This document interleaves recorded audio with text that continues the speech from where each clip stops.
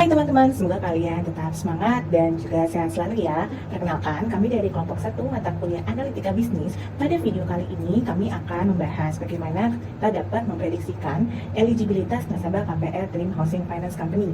Jadi dalam video ini teman-teman dapat belajar dan juga mempelajari bagaimana kita dapat membuat sebuah model untuk membantu kita memprediksikan kelayakan dan juga resiko-resiko yang dapat kita temui dari calon peminjam dana KPR.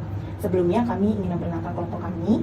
Kelompok 1 terdiri dari Denis Wijaya, Angelita Pasaribu, Fairuza Alif, Puput Ria Rahmiati, dan juga Rosi Aprianti Dasok. Video ini dibuat untuk memenuhi tugas kelompok midterm mata kuliah Analitika Bisnis. Saya akan bahas terkait yang menjadi pendahuluan atau yang melatar belakangi kelompok kami untuk mengangkat topik Predict Loan Eligibility for Dream Housing Finance Company ini. Di sini saya akan membahas terkait bagaimana kondisi harga rumah di Indonesia dan juga overview terkait KPR serta identifikasi masalah. Seperti yang kita lihat bahwa kebutuhan akan papan merupakan kebutuhan primer bagi manusia, di mana kebutuhan akan hunian di Indonesia pun kian tahun kian meningkat. Jika kita melihat dari data dan grafis yang ada dalam slide ini, bahwa pertumbuhan harga rumah di Indonesia dilaporkan bertumbuh sebesar 2% pada akhir Desember 2022. Dan dalam 10 tahun terakhir, pertumbuhannya itu rata-rata kenaikannya ada di 3,3%. Dan kita bisa lihat juga bahwa pertumbuhan paling rendah atau minimum itu ada di tahun 2021, dan juga pertumbuhan paling tinggi itu ada di 2013, sebesar 13,5%. Nah, di slide selanjutnya, saya akan bahas juga seperti apa tren pencarian properti di Indonesia berdasarkan harga. Dari hasil survei yang dilakukan oleh Rumah.com pada Indonesia Property Market Report mengatakan bahwa tren minat pencarian properti di Indonesia berdasarkan angka didominasi dengan properti yang seharga di atas 1 miliar. Hal ini menunjukkan minat masyarakat Indonesia, terutama di wilayah perkotaan terhadap properti itu sangat besar dan juga ada di nilai yang cukup fantastis. Harga ini pun menyebabkan sulit masyarakat untuk bisa membeli properti atau hunian secara tunai, sehingga banyak yang masih membutuhkan dana pinjaman lain, terutama KPR. Nah, dari survei yang dihimpun oleh Bank Indonesia juga mencatat bahwa masyarakat Indonesia masih memilih KPR sebagai salah satu instrumen atau cara pembayaran untuk hunian, yaitu di angka 75,03% masyarakat menggunakan sistem KPR yang kemudian diikuti oleh pembelian tunai bertahap sebesar 18,22%, dan ini yang membeli secara tunai hanya ada di angka 6,76%. Jadi teman-teman bisa lihat bahwa kebutuhan masyarakat terhadap KPR di Indonesia masih sangat besar. Di slide selanjutnya, saya akan membahas sedikit tentang KPR di Indonesia. KPR atau kredit pemilikan rumah menurut OJK adalah suatu fasilitas kredit yang diberikan oleh perbankan kepada para nasabah perorangan yang akan membeli atau memperbaiki rumah dan melakukan pelunasan dalam waktu yang ditentukan. Dalam pengajuan KPR ini tentunya ada syarat-syarat atau dokumen umum yang wajib dipenuhi oleh calon nasabah atau calon peminjam dana. Dari situs yang kami ambil dari OJK ada 9 dokumen umum yang dibutuhkan, yaitu mulai dari KTP suami atau istri bila sudah menikah, kakak atau kartu keluarga, keterangan penghasilan atau slip gaji, laporan keuangan apabila wira swasta, NPWP pribadi, SPT PPh pribadi, salinan sertifikat induk, salinan sertifikat bila menjual perorangan, dan juga yang terakhir adalah salinan INB.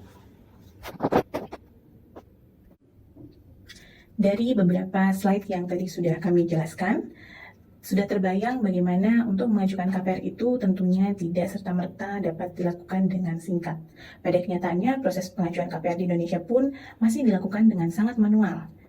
Waktu yang dibutuhkan untuk proses pengajuan KPR pada umumnya dapat memakan waktu 18 hingga 40 hari sejak diterimanya aplikasi. Untuk itu, menurut kelompok kami sangat diperlukan sebuah metode otomasi untuk dapat mempersingkat proses seleksi kelayakan peminjam dana KPR tersebut. Hal itulah yang juga dibutuhkan oleh Dream Housing Finance Company sebagai lembaga yang menyediakan layanan peminjaman dana untuk housing loan atau KPR dalam memprediksi bagaimana layak atau tidaknya seseorang untuk mendapatkan dana KPR. Nah, dalam proposal yang kami ajukan, di sini kami mengidentifikasi beberapa masalah yang kami angkat, yaitu kami ingin mengetahui bagaimana cara memprediksi kelayakan pinjaman yang diajukan oleh calon nasabah pada perusahaan Dream Housing Company, dan juga bagaimana cara mengidentifikasi risiko pinjaman yang mungkin dapat ditemui.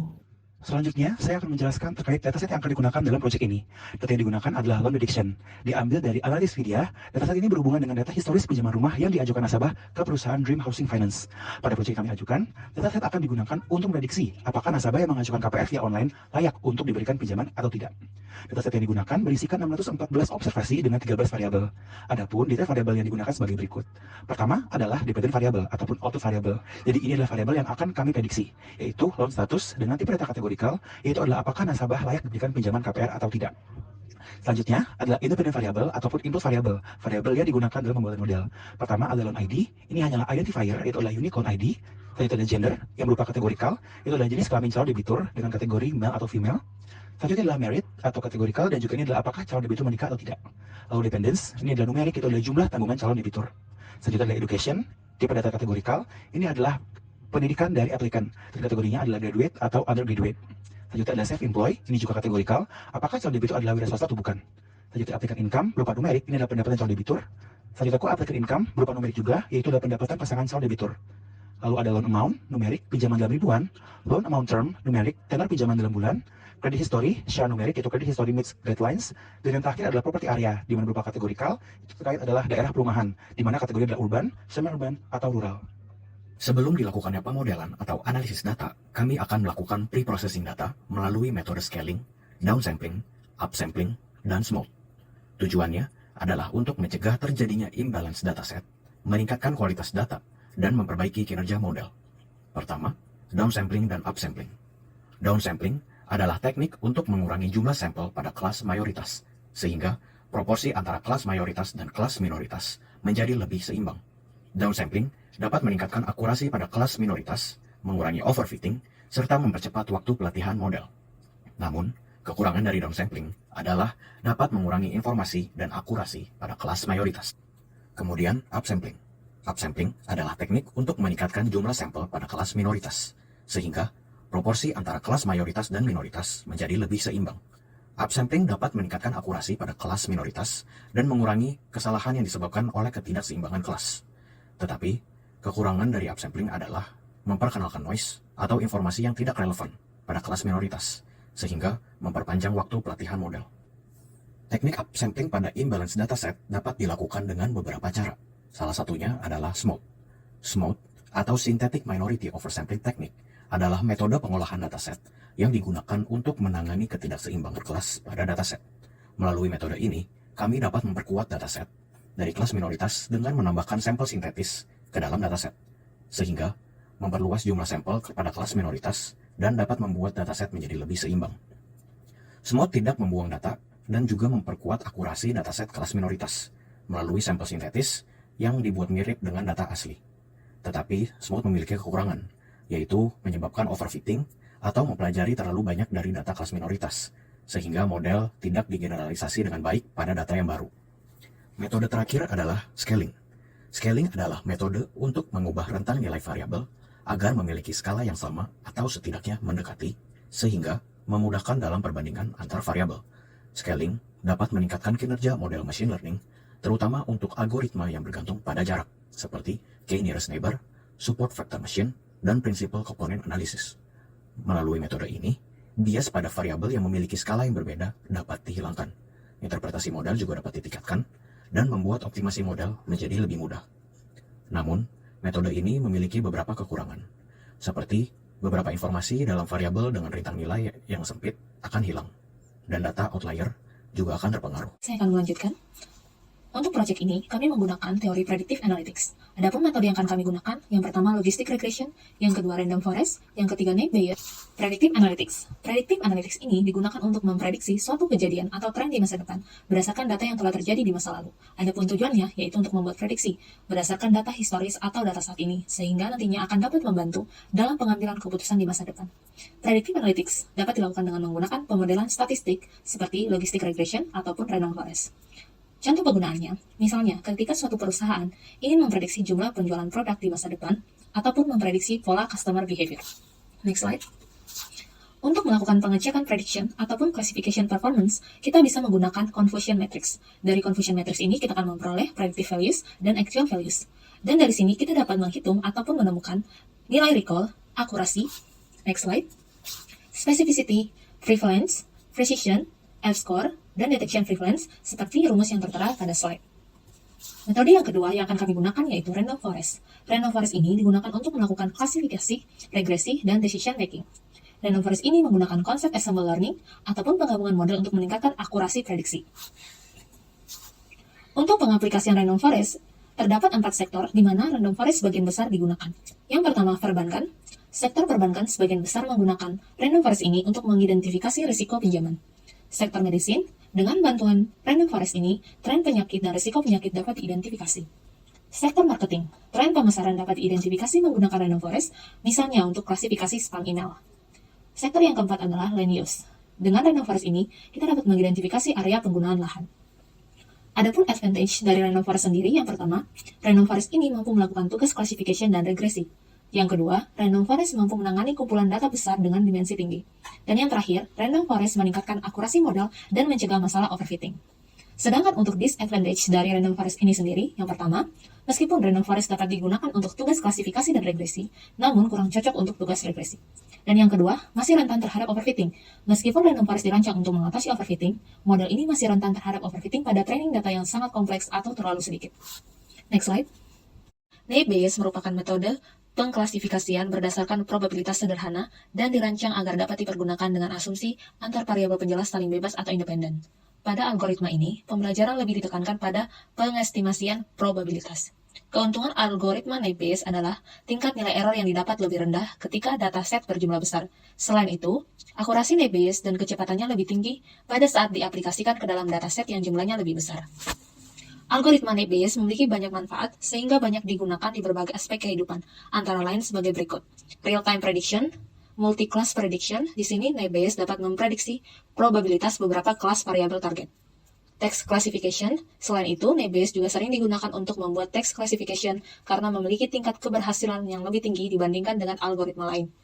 Recommendation system, Naive Bayes juga langganan digunakan untuk proyek data mining untuk menyaring informasi yang tidak terlihat dan memprediksi apakah pengguna menginginkan sumber daya yang diberikan atau tidak. Pada slide berikutnya, bagian keempat, saya akan menjelaskan terkait project goals. Sesuai dengan background yang sudah dijelaskan sebelumnya, di sini kami ingin menjawab rumusan masalah dari pertanyaan bagaimana cara memprediksi kelayakan pinjaman pada perusahaan Dream Housing Company dan cara mengidentifikasi risiko pinjaman. Dalam menjalankan bisnisnya, lembaga pembiayaan perlu menerapkan prinsip-prinsip yang perlu dijalankan dalam rangka menjaga kepentingan bank dan juga keberlangsungan perusahaan dalam jangka panjang. Bagi kalangan perbankan atau lembaga pembiayaan, 5C adalah prinsip penilaian kelayakan nasabah dalam setiap aktivitas pemberian pinjaman atau pelepasan kredit untuk meminimalkan terjadinya pembiayaan bermasalah. Komponen utama dari 5C antara lain karakter, capacity, capital, collateral, dan condition. Melalui analitik prediktif, penelitian ini bertujuan agar bank mendapatkan manfaat sebagai berikut. Yang pertama, predict and validate. Memprediksi dan memvalidasi kelayakan nasabah dalam pengajuan pinjaman rumah. Untuk yang kedua adalah automate the process.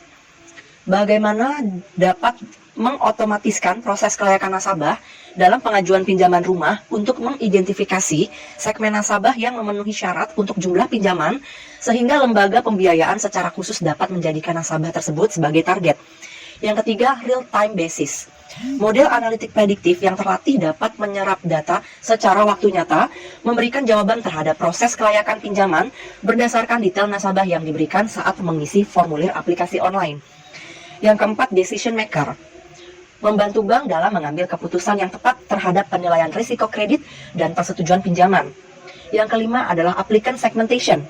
Pembagian atas informasi tipe-tipe nasabah yang berpotensi memiliki kemungkinan meminjam paling besar hingga paling kecil. Yang keenam adalah client campaign manager untuk menentukan strategi marketing apa yang paling cocok dilakukan untuk kategori nasabah. Dan yang ketujuh adalah competitive advantage, di mana lembaga pembiayaan yang mendapatkan keunggulan kompetitif karena kemampuannya dalam memprediksi peristiwa masa mendatang lebih akurat. Nah, teman-teman, demikianlah informasi dan juga penjelasan yang dapat kami bagikan dalam video kami kali ini terkait bagaimana kelompok kami dapat membuat sebuah model prediction untuk loan eligibility for Dream Housing Finance Company. Semoga apa yang kami bagikan dalam video kali ini dapat memberikan informasi yang berguna bagi teman-teman semua.